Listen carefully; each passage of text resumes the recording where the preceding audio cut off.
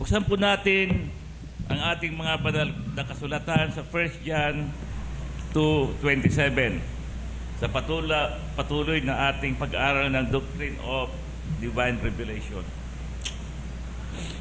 Unang Juan 2:27. Sabi po dito, but as His anointing teaches you above all things, and as the anointing is real, not counterfeit, just as He had told you, remain in Him. Okay. Alam niyo po, nung bago pa lang ang iglesia, 1977, 78, ay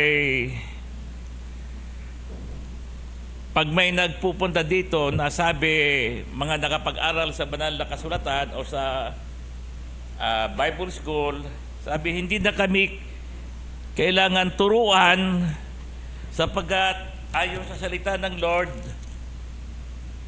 hindi na kailangan turuan. 1 John 2:27. Sabi dito,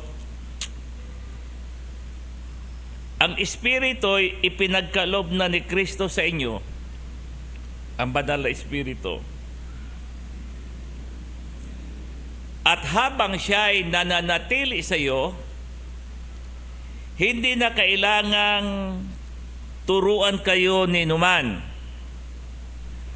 Ang Espiritu o ang banal na Espiritu ang nagtuturo sa inyo sa lahat ng bagay at totoo. Ang tinuturo niya, hindi kasinungalingan. At tulad ng itinuro ng Espiritu o ng banal na Espiritu, manatili kayo kay Kristo. So yun, kami tayo 1978, 80s, ganon. Pag nalaman namin na mayroong mga graduate ng Bible School na tuturuan kami, sabi namin, hindi na kami kailangan turuan. Kasi ang banal na Espiritu na ang nagtuturo sa amin. Yan. Diba? Kasi meron nga tayo kapahayagan, meron tayong Ministry of the Prophets. Kaya lang, hindi po yun ang ibig sabihin ng 1 John 2:27. Yan. Ang ibig sabihin ng 1 John 2:27 ay manatili kayo, to abide. Sabi nga sa verse 24, 1 John 2:24 muna tayo. Pakaingatan ninyo sa inyong puso ang narinig ninyo sa simula pa. Pakaingatan. Kung gawin ninyo ito, mananatili kayo sa anak at sa ama. Yan. At ito ang ipinangako sa atin ni Kristo, buhay na walang hanggan. Okay? Ang isinulat ko sa inyo ay tungkol sa nagnanasang magligaw sa inyo, mga false prophet doon. At sinabi niya, ang Espiritu'y ipinagkaloob na ni Kristo sa inyo, at habang siya'y nanatili sa inyo, hindi na kailangang turuan kayo ni numan.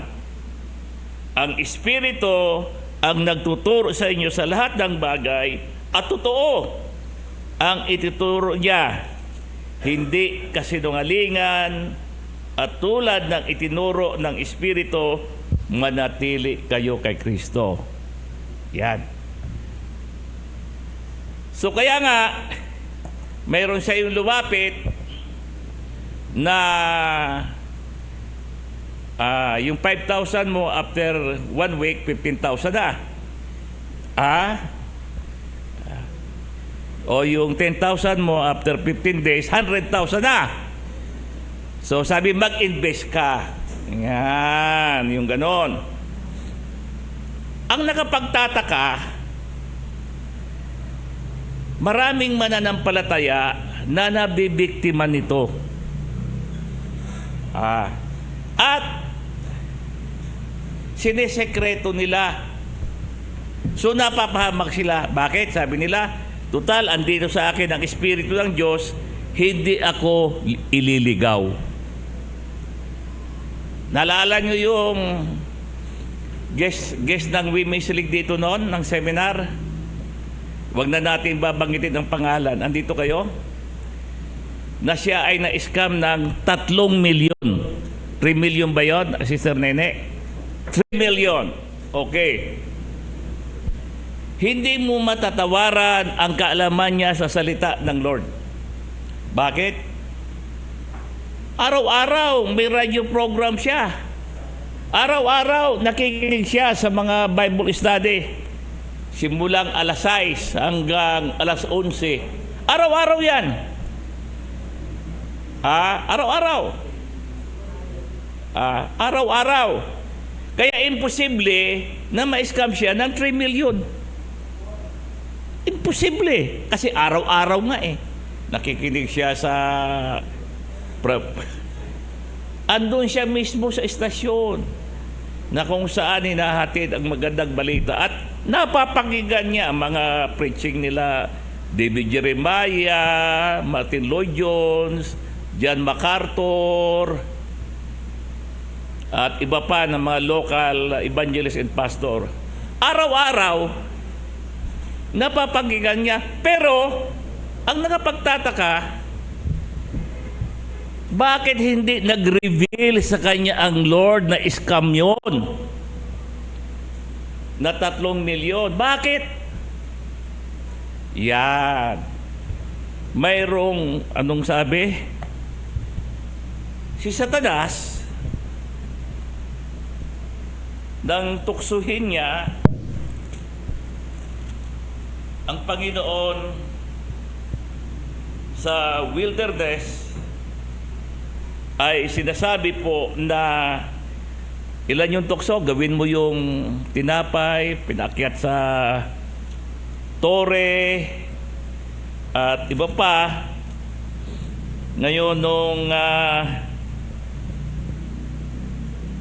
hindi siya umubra sa panunokso sa Panginoon Kristo, may nakalagay doon na si Satanas ay umandali for a short time, opportune time para siya babalik uli.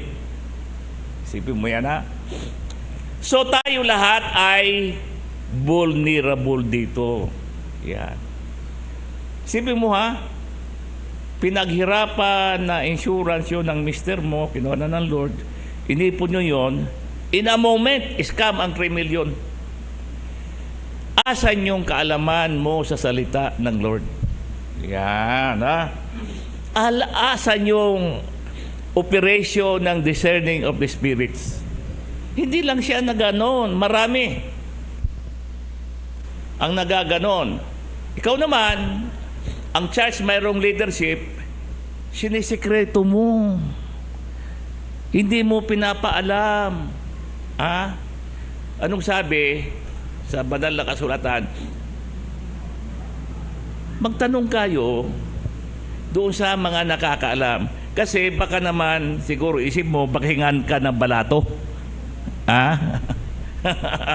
Oo. Kaya nakakalungkot kung napapunta sa mga pamunuan yan, mga pastor, meron ako na-meet. Ano ba ang ginagawa ng pastor nyo na kumbinsihin yung nagkautang sa akin? Hindi nga namin alam, nagpautang ka. Isipin mo yan, mga kasalanan tuloy ng mga ilang manggagawa na Lord na walang kaalam-alam. Pag sigil, sinisisi na. Ibig sabihin, hindi daw marubdob yung panalangin. Yan. Kaya, ang buhay nating mananampalataya, purihin ang Lord. Merong ministry of the prophets. Purihin ang Lord. Nag-guide sa atin. Kaya lang, halimbawa, 15% ang sinangguni mo at 85% hindi ka sumusunod, baliwala yun. Anong sinasangguni mo? Lord, ako'y gumaling. Magpapayag ako. Ako, Lord, sinasangguni mo, saan akong pupunta ng trabaho? After na magsangguni ka 15% sa Lord, ang propeta hindi present palagi. 85%. Lord, pwede ba akong kumain itong crispy pata? Mataas ang cholesterol ko. Ibabayulit mo yun, di ba? O, may birthday, ang daming cake, sayang. O, pinapa-take out nga sa akin. Kuwan ka, super diabetes ka. Ang sinanggunin mo sa Lord ay 15% lang. Ang 85% outside the presence of the prophet or prophetess ay ang sinusunod ang sarili mo. Yan. Kaya nabanggit ko sa iyo yung prophetess ng Word of Hope. Nakasama ko diyan sa Trinoma. Sandali muna. Saan ba tayo kakain? Kakain. Kausapin ko muna ang Lord, ay wag dito, doon tayo sa may timog. Sabi sa akin ng Lord, doon tayo kumain. Sipin mo yan, nagagawa niya yung ganyan. Maaring sa tagal ng panahon, yung na-deep yung kanilang, yung relasyon nila sa ating Panginoon Kristo. Yan. Kaya hindi po yun ang ibig sabihin ng 1 John 2:27.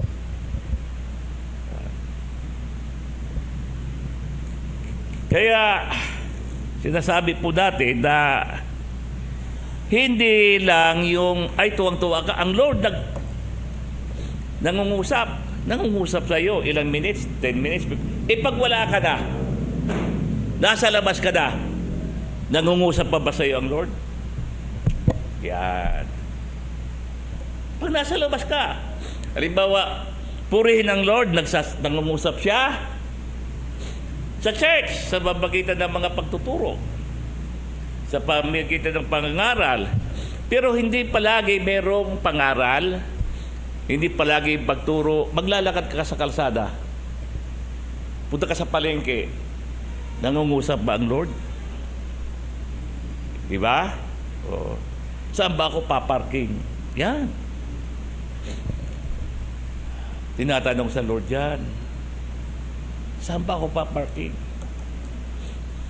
Kaya, nung kami lilipat na, maraming mga nakakapla sa Facebook, mga YouTube, kung saan. Nag-final na kami dyan sa taas ng siguro 5 na o 6 ang natanuan. Nagsarado na, tinanggal na. Yung karatula, doon kami banda sa taas na Sunville. Tapos tumawag, sorry po, after 1 week, gagamitin ng mga anak ko, babakasyon sa Canada. Sipin mo yan? Pero ako alam ko na gano'n ang mangyayari. Kasi nang kinakausap ko siya, hindi ito sigurado. No. Ngayon, meron naman isa diyan sa after ng crossing, yung alam ba yun? Par East subdivision dyan, bagong magtandang sa Aura Right. Naglagay naman ng picture, maganda, at saka may PWDCR pa. Sabi, saan yung address nyo? Ako, alam ko ang address kung saan. Pwede ko puntahan. Anong sabi niya? Ang address namin ay sasabihin namin sa iyo sa oras na ma-renovate. Nakita namin na na-renovate.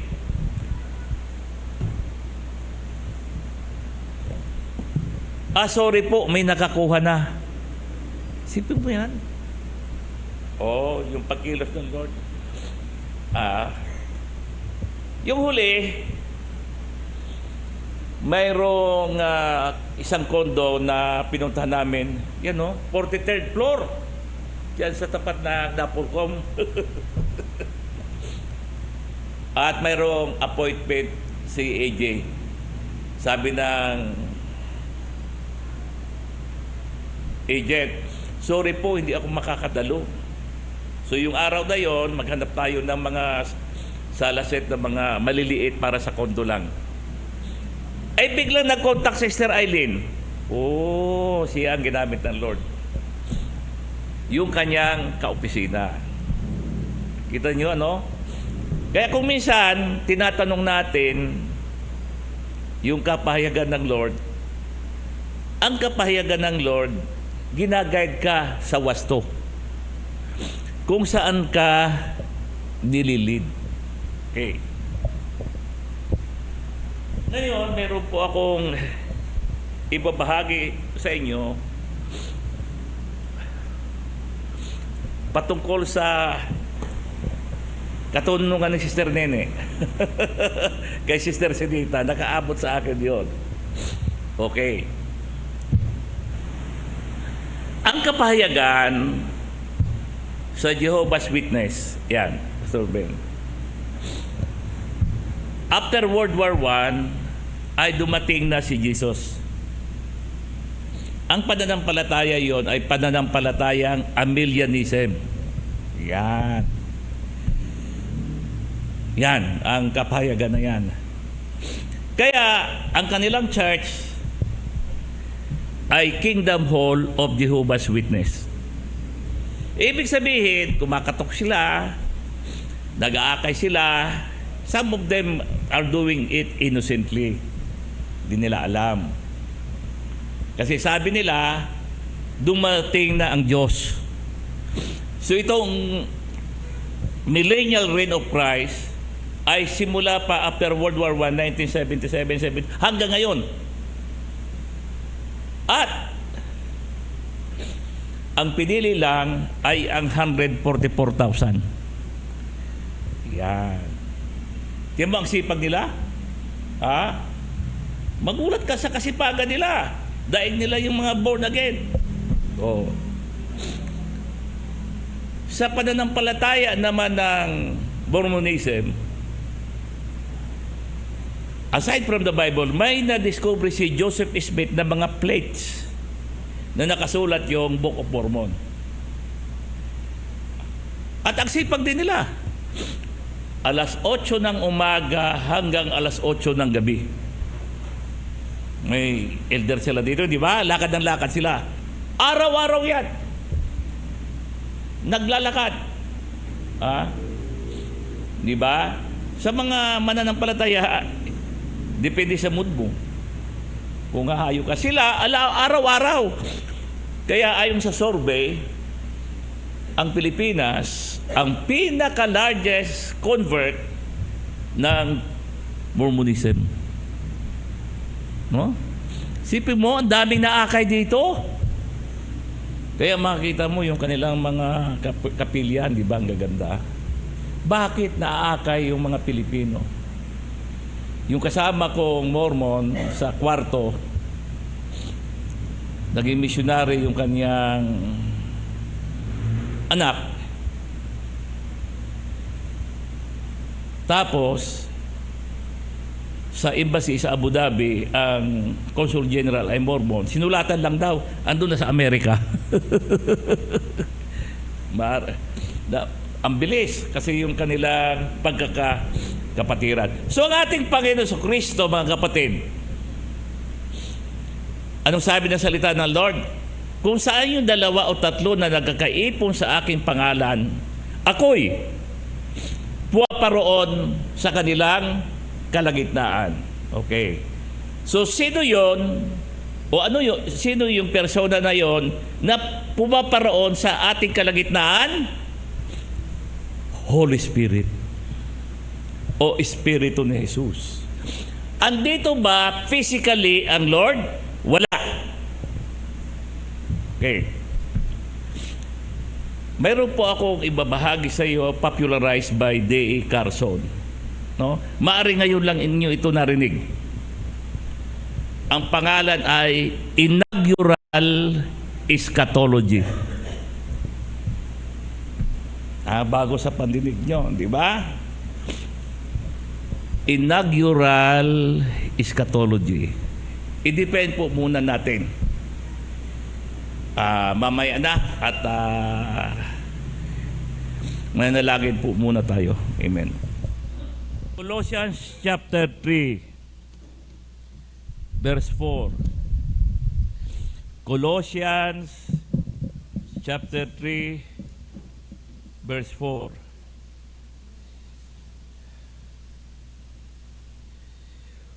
When Christ, who is your life, appears, then you also will appear with Him in glory. Colossae chapter 3 verse 4. Si Kristo ang tunay na buhay ninyo. At pag siya'y nahayag, divine revelation, mahayag din kayong kasama niya at makakahati sa kanyang karangalan. Ano sa buhay natin ang sinasabing inaugural eschatology? Yan. Pag sinabi mong eschatology, ano yan? Sa hinaharap. Pag-aaral sa hinaharap o ano ang mangyayari sa'yo sa hinaharap. Yan ang eschatology. Iska, the latter time. Theology study. Ano naman ang inauguration? Inaugural.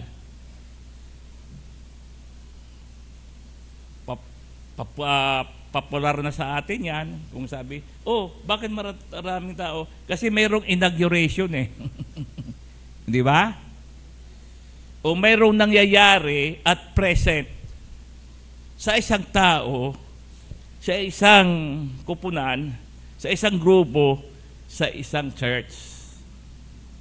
So ano ang inaugural eschatology sa buhay ng bawat isa sa atin? Sabi po dito, when Christ who is your life appears, then you also will appear with Him in glory, future tense. Si Kristo, nag-appear na sa atin, kaya naging born, naging tayo, kaya lang hindi pa talaga lubusan. Last Sunday, nasa 3rd anniversary kami tayo sa Christ is Coming, Pupunto Bautista, Pangasinan. Kasama natin sila Pastor George, Sister Gigi, at iba pa. Nagpatotoo si Pastor George. Although ang kanyang patotoo ay Ilocano, meron akong natutuhan na konti. Pero 90% hindi ko naintindihan. Kasi ang Bautista Pangasinan, mga pala sila, Ilocano language, di ba? Yan. Sabi ni Pastor George, ganito, ang Christ is Coming, Pupunto Bautista, hindi ito 3rd anniversary. Sabi niya, hindi. Kasi nakalagay, Christ is Coming, Pupunto Bautista, 3rd anniversary. Yung, ano ito? Sabi ni Pastor George, halos 30 anniversary na ito. At ako'y sumang-ayon kay Pastor George kasi nasa akin ang newsletter ng Baguio, Christ is Coming, Baguio City newsletter. Nakalagay doon sa bahay, Pupunto 1998. Ang tagal na. So hindi ito 3rd anniversary. Sabi ko, tama siya. Kaya lang,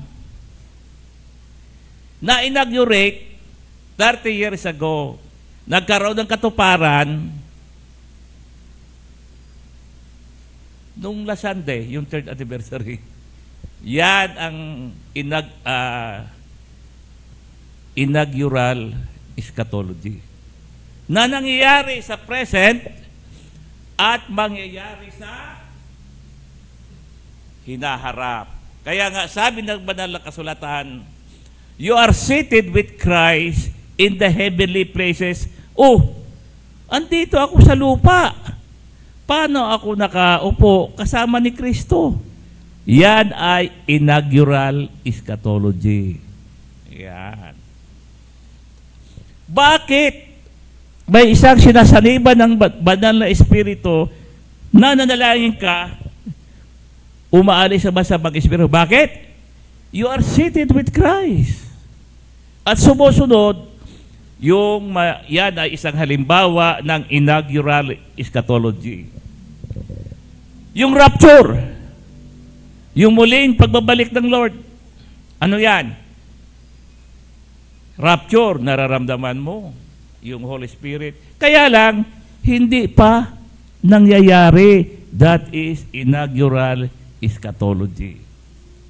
Tandaan po natin, mga kapatid, sa ating paglilingkod, mayroong ipinapaunawa sa atin ng Lord.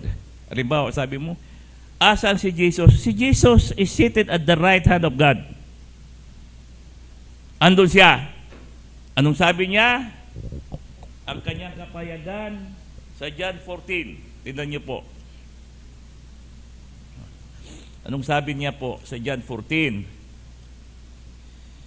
25. All this I have spoken with you, but the Counselor, verse 26, the Holy Spirit, whom the Father will send in my name, will teach you all things. Di ba? Will teach you all things. Take note, ha? The Counselor, meron bang physical prophet dito o prophetess? Wala. Ha? Walang sanggunian ito, mga kapatid. The Holy Spirit, and will remind you of everything I said to you. Tignan nyo. Hindi naman natin binabaliwala ang kagawa ng mga prophet at prophetess ng Lord. Kaya lang, hindi yan palagi kasama.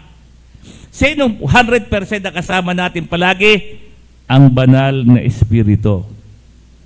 Kaya pag may lalapit sa iyo at sasabi yung 5,000 mo, after 10 days, 15,000, manalangin ka, Holy Spirit, totoo ba ang kanyang sinasabi? Magsasabi sa iyo ang Lord. Kaya lang, hindi nagsasabi sa iyo ang Lord, nagpapahayag sa iyo na scam yan, kasi yung greediness in heart mo. Oh, baka totoo nga. Di ba? Oh. Di ba? Oh. Totoo nga ito. Ano yun? Mayroon kang greediness sa puso. Habang kami pauwi, nagkakaroon kami ng sharing patungkol kay Satanas. Sabi, ito, additional ito, ha? Sabi, kay Satanas, sa Revelation 20, sabi dito,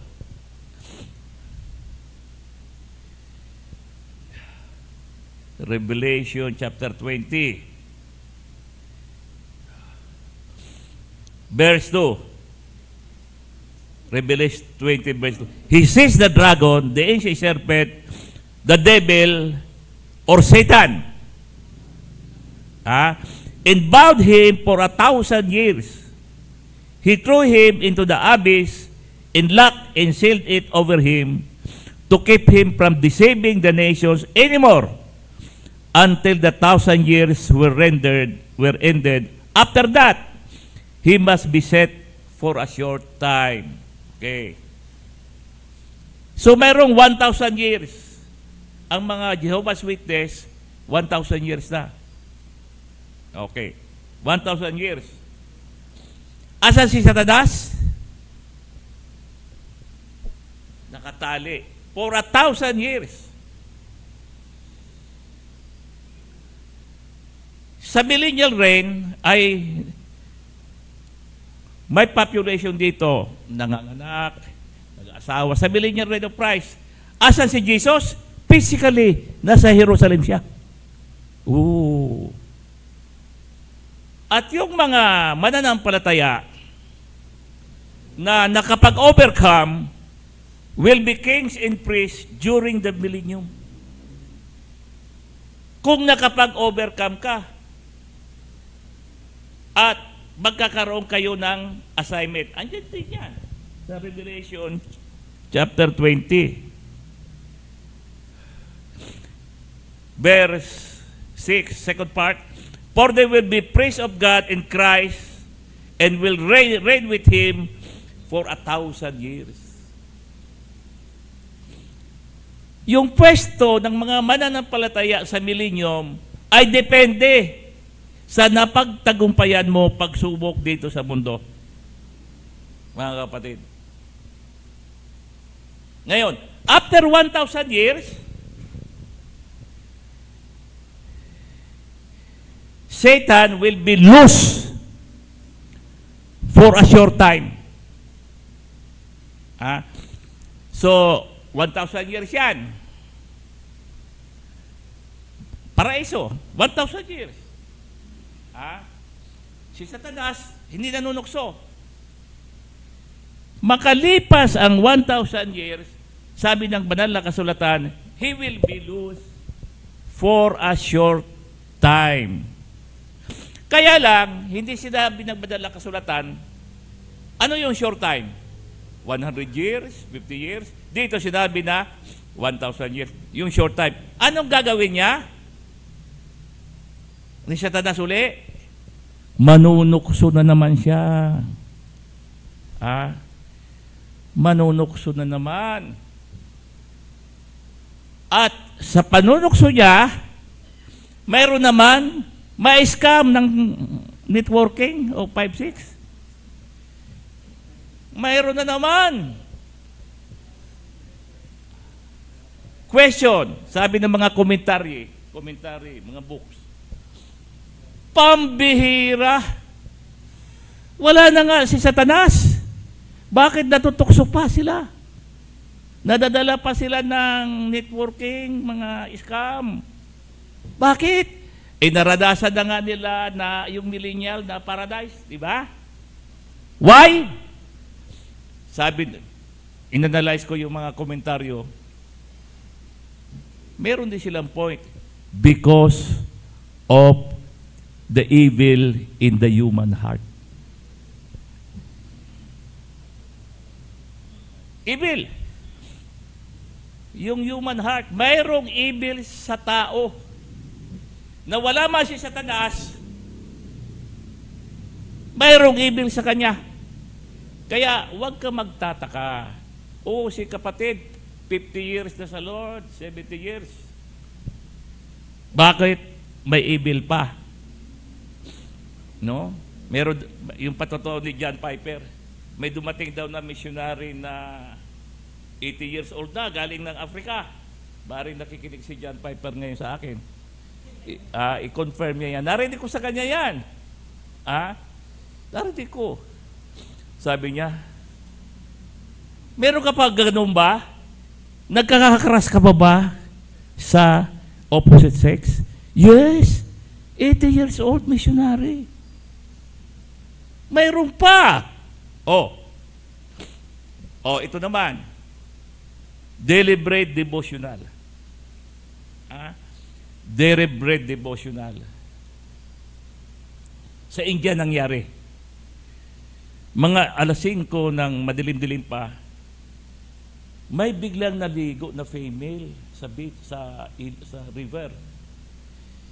May missionary na may bahay doon din malapit. Pag tanggal na ligo yung female, na nude. Kasi akala niya madilim pa. Ito naman na missionary, curious. Nag-swim daw din siya. Tapos napapunta siya doon. Nagharapan sila. Alam mo yung babae? May kitog lahat ng katawan. Kaya, deliberate yan So, humingi ng tawad yung missionary. Ano yan? The evil in us. Kaya nga, sinasabi sa banal na kasulatan, sa Romans chapter 7, talaga, sabi niya, sin, reign it in me. Sabi ni Paul. Romans 7.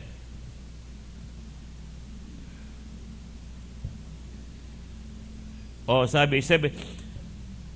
But I see, Romans 7:23, 24, 25. But I see another law at work in the members of my body, waging war against the law of my mind, in making me a prisoner of the law of sin. At work within my members. Sino nagsasalita? Si Apostol Pablo na nakausap ang Lord sa road to Damascus.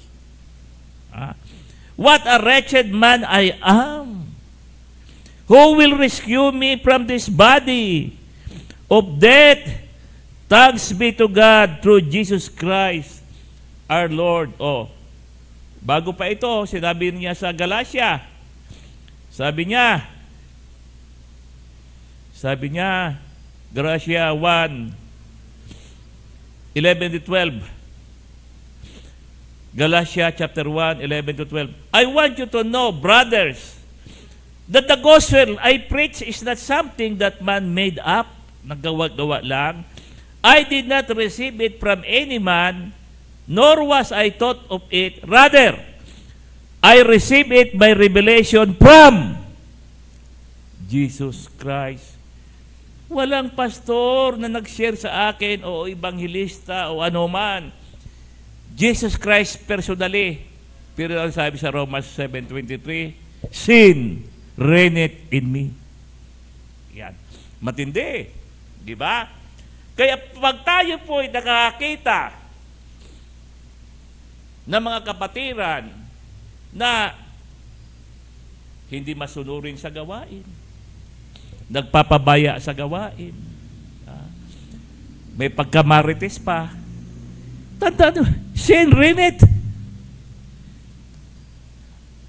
Nagni-networking pa, sin reigneth. Yung nagpatuto dito na na-scam ng 3 million, araw-araw nakikinig.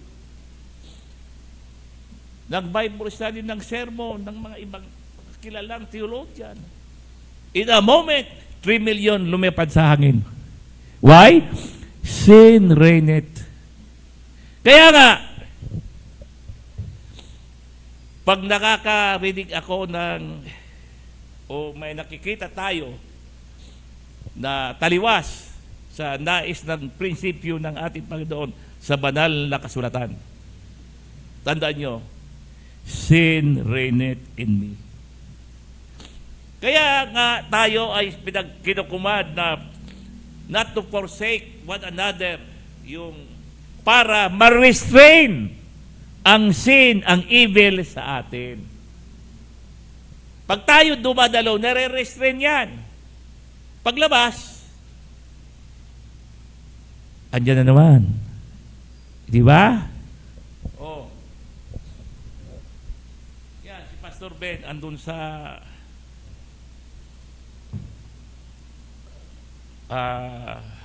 Sangguni. Kailan ba yun? Saturday. Oh, maganda yung Sangguni, The King of Kings, the Lord of Lords, nagpapahayag sa mga pastor. Tapos napahayag.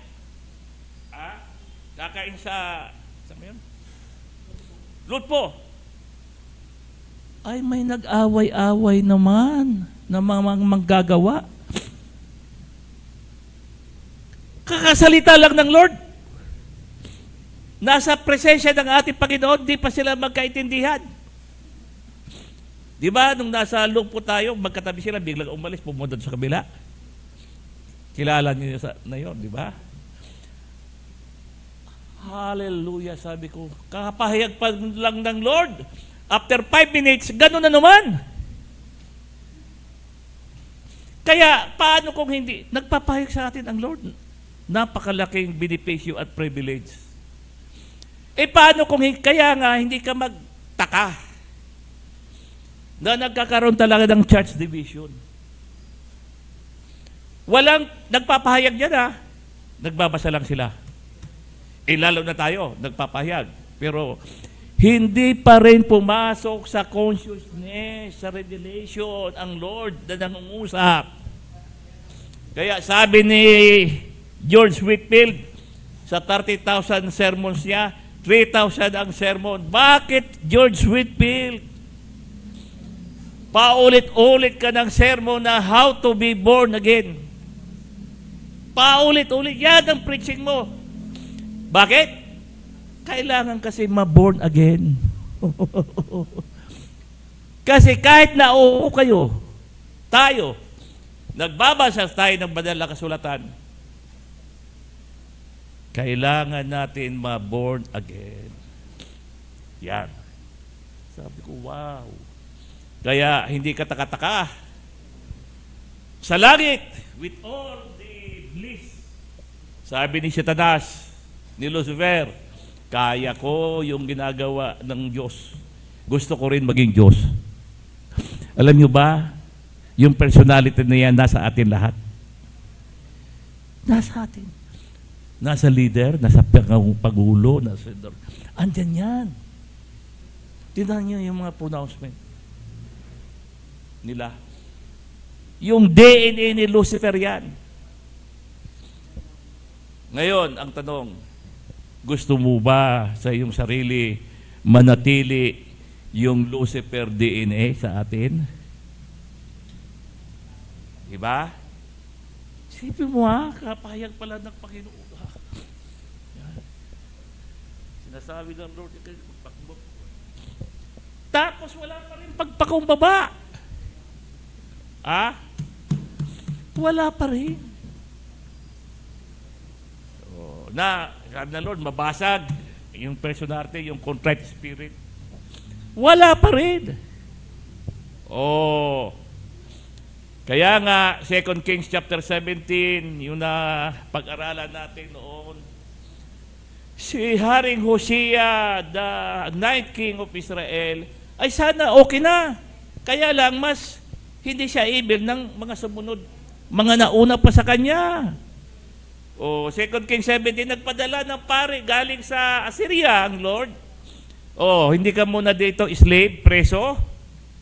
Pangaralan mo yung Israelita. Wala pa rin. 2 Kings 17. Sahin nyo.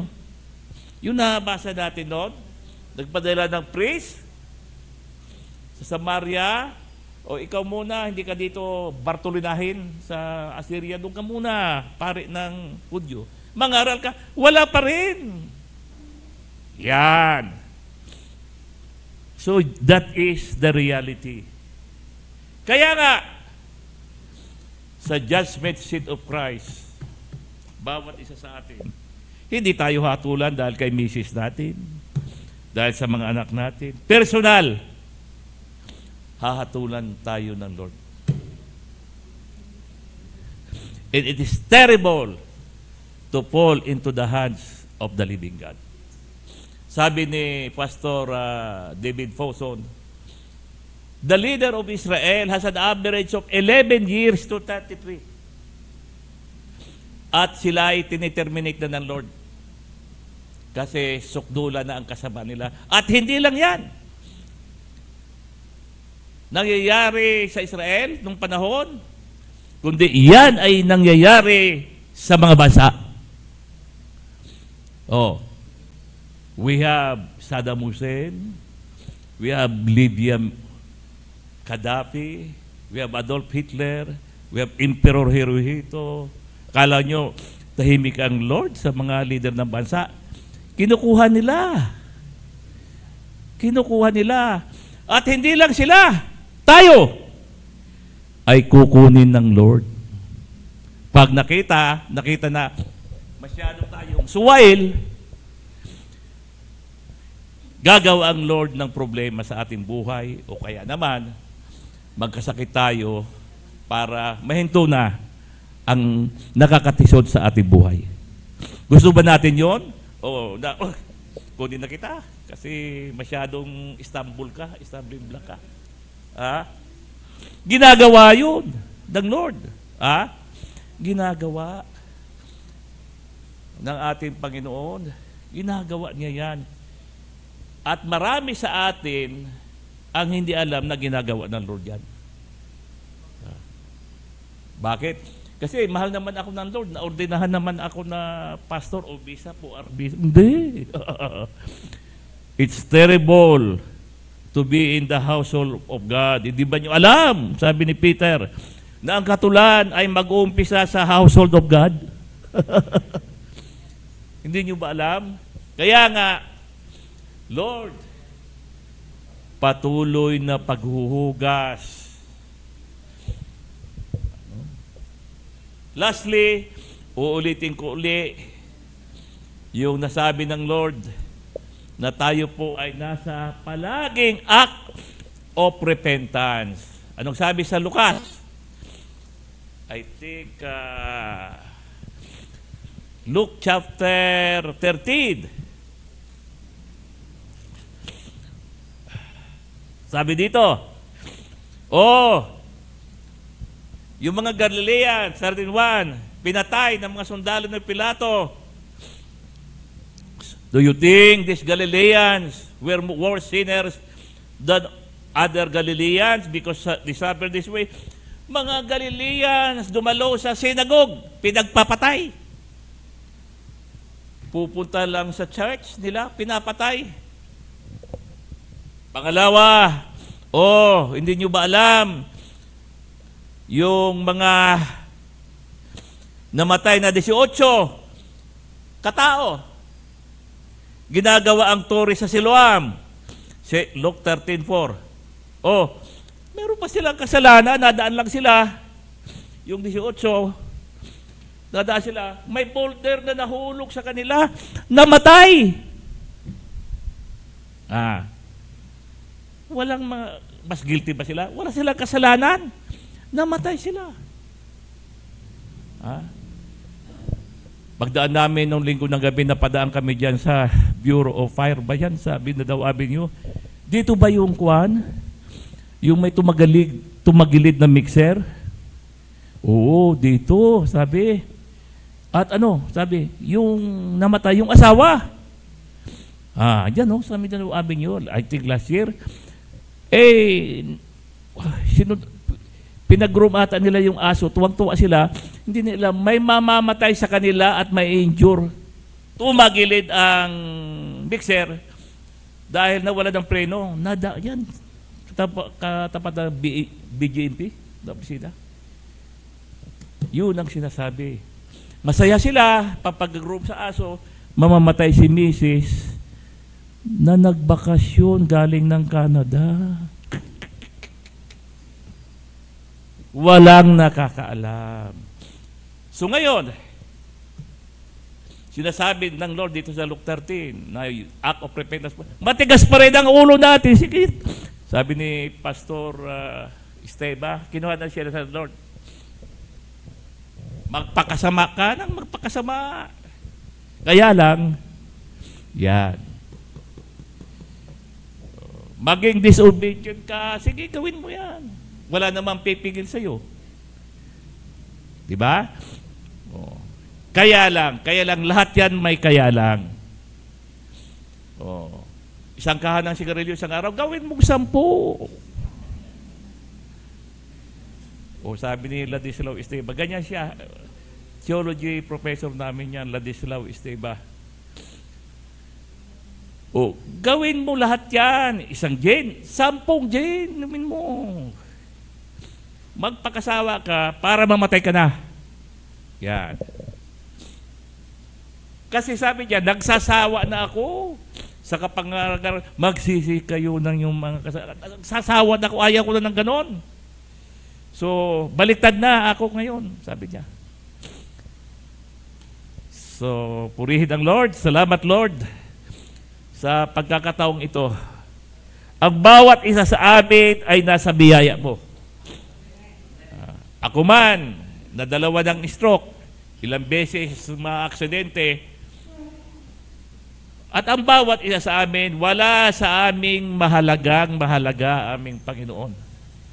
Basagin mo po kami na matuto kami sa iyong revelation sa amin, hindi lang sa iyong banal na kasulatan, kundi sa mga pangyayari. Ikaw ay hindi respecter of person. Purihin ka, Lord, sa pangalan mo po naming Pang Kristo.